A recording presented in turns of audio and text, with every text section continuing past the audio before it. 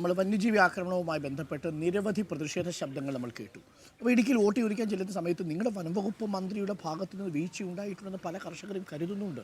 അപ്പോൾ അതിലൊരു ഇടപെടൽ നടത്താൻ അദ്ദേഹം പറയുന്നത് 8 തവണ അദ്ദേഹം ഈ വിഷയത്തിൽ ഇടപെട്ടിട്ടുണ്ട്. 2 സ്വകാര്യ ബില്ലുകൾ, അതിലൊരു സ്വകാര്യ ബില്ല് ഈ പറയുന്ന കർഷകർക്ക് വെടിവെക്കാനുള്ള അവകാശം കൊടുക്കണമെന്ന ബില്ല് പാർലമെന്റിൽ അവതരിപ്പിച്ചത് ഡീനാണെന്നാണ്. അപ്പോൾ ഡീനിന്റെ പ്രതിഷേധത്തിനൊരു ഒരു രാഷ്ട്രീയ പശ്ചാത്തലമുണ്ട്. അല്ല, ഇത് ഇപ്പം വന്യജീവി സംഘർഷവുമായി ബന്ധപ്പെട്ട വിഷയം അതിൻ്റെ സമഗ്രതയിൽ അതിനെ സമീപിക്കണം. അപ്പോൾ എനിക്കതിനെക്കുറിച്ച് കൃത്യമായ നിലപാടുകളുണ്ട്. അപ്പോൾ എൻ്റെ പാർലമെൻറ്റ് പ്രവർത്തനങ്ങൾ നിങ്ങൾ പരിശോധിച്ചോളൂ. 291 പ്രാവശ്യം ഞാൻ പാർലമെൻറ്റിൽ ഡിബേറ്റുകളിൽ പങ്കെടുത്തു. 291 സ്റ്റാറ്റിസ്റ്റിക്സ് ആണ്, അവൈലബിൾ ആണല്ലോ. ഏതാണ്ട് 545 ചോദ്യങ്ങൾ ചോദിച്ചിട്ടുണ്ട്. 9 സ്വകാര്യ ബില്ലുകൾ അവതരിപ്പിച്ചിട്ടുണ്ട് 5 വർഷത്തിനിടയിൽ.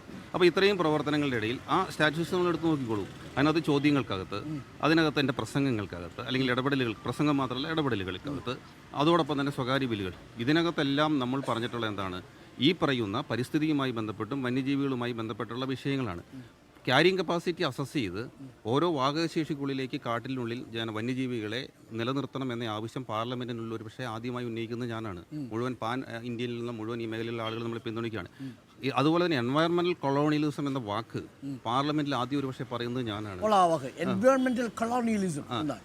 അതിനൊരു കോണ്ടെക്സ്റ്റ് ഉണ്ട്. അപ്പോൾ ഞാൻ പറയുന്നത് സാമ്രാജ്യത്വം അത് നമ്മുടെ രാജ്യം ലോകം നേരിടുന്ന വലിയ പ്രതിസന്ധിയാണ്. ഇവിടെ ഇന്ത്യ മാത്രമല്ല, ലോകത്താകമാണ്. നിങ്ങൾക്ക് ഗൂഗിളിൽ നോക്കിയാൽ അതുപോലെ കൺസർവേഷൻ റെഫ്യൂജീസ്, ഇതെല്ലാം ലോകം നേരിടുന്ന ഒരു പ്രതിസന്ധിയാണ്. ഇതിനെക്കുറിച്ചൊക്കെ താങ്കൾ ഇടപെട്ട് അവിടെ പ്രകടനം നടത്തിയതിന് രേഖകളുണ്ട്. പക്ഷേ ഇതൊന്നും കഴിഞ്ഞ തെരഞ്ഞെടുപ്പിൽ ബാധിക്കാതെ പോയത് മറ്റു ചില വിഷയങ്ങളുള്ളത് കൊണ്ടാണ്. അല്ല, ഞാൻ പറയുമല്ലോ, കഴിഞ്ഞ പാർലമെന്റ് ഇലക്ഷനിൽ ഇപ്പോൾ ഇടുക്കി ജില്ലയുമായി പാർലമെന്റ് മണ്ഡലവുമായി ബന്ധപ്പെട്ട് ഒരു പാർലമെന്റ് അംഗത്തെ എങ്ങനെയാണ് വിലയിരുത്തുക?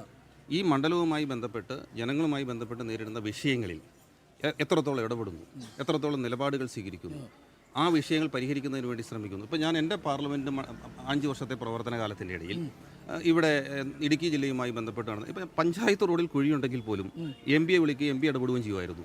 ആർക്കും വിളിക്കാമായിരുന്നു. വിളിക്കുന്ന മുഴുവൻ ആളുകളെയും ഫോൺ എടുക്കും, മുഴുവൻ ആളുകളെയും തിരിച്ചു വിളിക്കും. ആയിക്കോട്ടെ, ഞാൻ പറയുന്നത് ഇതെല്ലാം ആളുകളുടെ മുമ്പിലുണ്ടല്ലോ, ഡൊമൈനിലുണ്ടല്ലോ.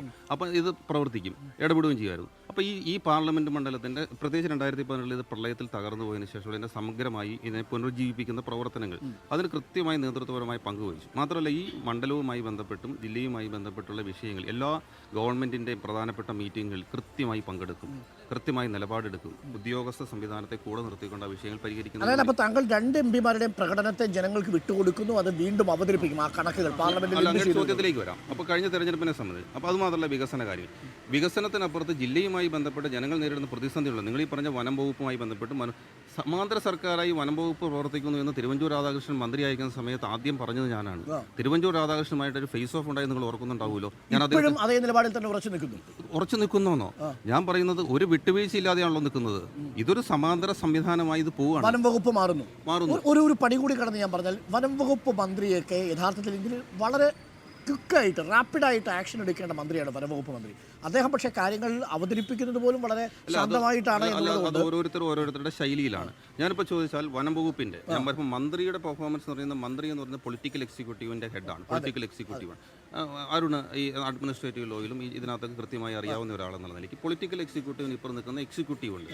ആ എക്സിക്യൂട്ടീവ് സംവിധാനമാണ് ഇത് ഇംപ്ലിമെന്റ് ചെയ്യുന്നത്. വനംവകുപ്പ് ഉദ്യോഗസ്ഥരുടെ കയ്യിൽ ഒരു പാരലൽ സർക്കാരുണ്ട്, ഒരു സമാന്തര സർക്കാർ ഉറപ്പായിട്ടുണ്ട്. ഇപ്പോഴും പ്രവർത്തിക്കും. അത് എന്താ വെച്ച് കഴിഞ്ഞാൽ, അത് ഈ 1980 ഫോറസ്റ്റ് കൺസർവേഷൻ ആക്ട് വന്നതിന് ശേഷം ഇത് കേന്ദ്ര ഗവൺമെന്റിന്റെ അധികാര പരിധിയിലേക്ക് വനം മുഴുവൻ മാറി. വളരെ പ്രധാനപ്പെട്ട ഒരു ആരോപണമാണ്. ഇടതു സർക്കാർ ഭരിക്കുന്ന കാലഘട്ടത്തിൽ തന്നെയാണ് ഒരു മടിയുമില്ലാതെ ജോയ്സ് പറയുന്നത് വനം വകുപ്പ് മന്ത്രിയെക്കുറിച്ചല്ല, വനം വകുപ്പ് ഒരു സമാന്തര സർക്കാരായിട്ട് ഇവിടുത്തെ കർഷകരുടെ പ്രശ്നങ്ങളിൽ ഇടപെടുന്നതിന് തടസ്സം നിൽക്കുന്നു. ഉറപ്പായിട്ട് അരുണ, അതിന്റെ കാര്യം എന്താണെന്ന് വെച്ചാൽ ഇപ്പോൾ ഞാൻ പറയാം, ഇപ്പോൾ കോടതികളിൽ കേസുകൾ വരുന്നു, ആളുകളെ സെറ്റപ്പ് ചെയ്തിട്ട് വിസിൽ ബ്ലോവേഴ്സ് എന്ന് പറഞ്ഞിട്ട് വനം വകുപ്പുകാർ തന്നെ കേസ് കൊടുപ്പിക്കുന്നു.